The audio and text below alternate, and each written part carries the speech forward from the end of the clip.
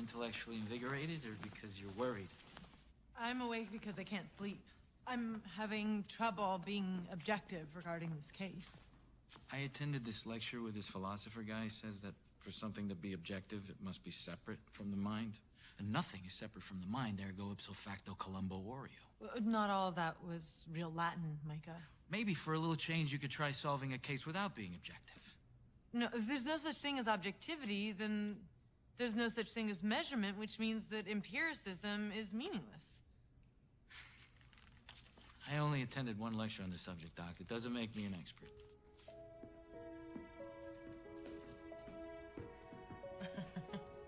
You're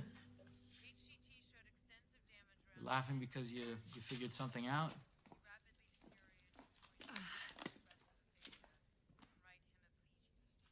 Will you listen to this?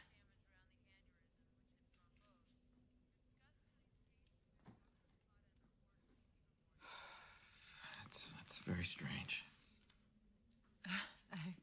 I find I'm very glad to hear you say that. It's like a voice beyond the grave. Like my voice. Very similar, yeah. It sounds exactly like my voice. She is me. She isn't you. She's her and you're you. You're alive and she's dead. Ergo, ipso facto, Columbo, Oreo. Well, those last two words, one is the capital of Sri Lanka and the other's a cookie. Sounds like Latin. I see you're illustrating the fact that something can sound like something and not actually be that something. Well, you're giving me way too much credit, Doc. What happened to her? See these cuts on the edge of the ribs? Stabbed? Yes, but the ribs were healing at her time of death. So it's not what killed her? No, she was almost certainly killed by a blow to the head. How long after she was stabbed? 4 to 6 months. And in that time, no one at work mentioned that she was walking around groaning and bleeding? Some people are very adept at keeping their pain hidden.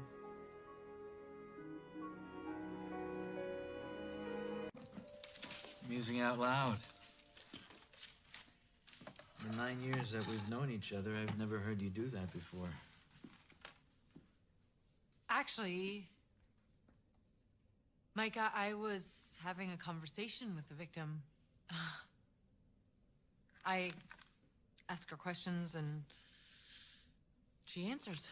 Tell you what, Doc, don't be mentioning that to anybody else but me, okay? Why? Because, they'll think you've gone nuts. Do you think I've gone nuts?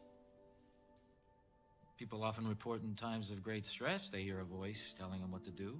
Jump, don't walk down that alley, like that, like intuition.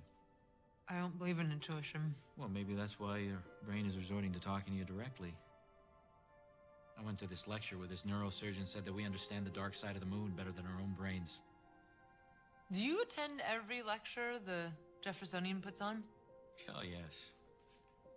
You think I took this job for the hours and the health benefits?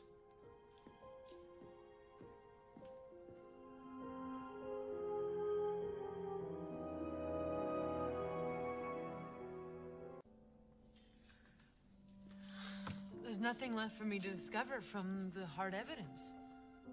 Well, that's the whole problem with being an empiricist, right?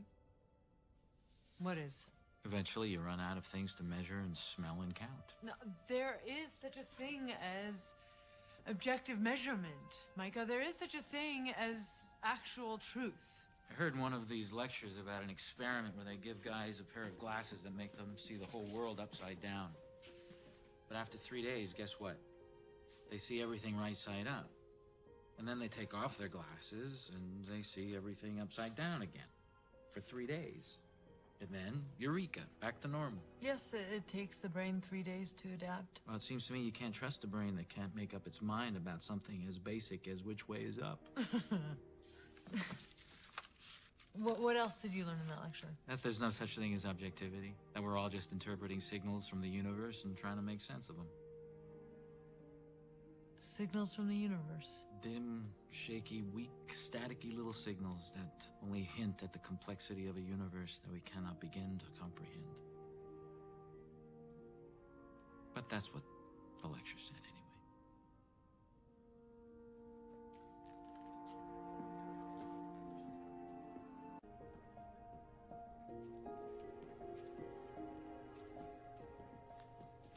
How'd it work out?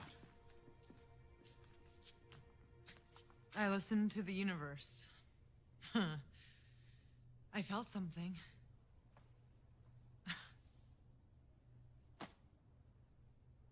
I'm sad. That's so much better than dead. Or even dead inside. You hear that in the lecture? I got my own story, Dr. Brennan. Just like you, just like everybody. I got my own sad story.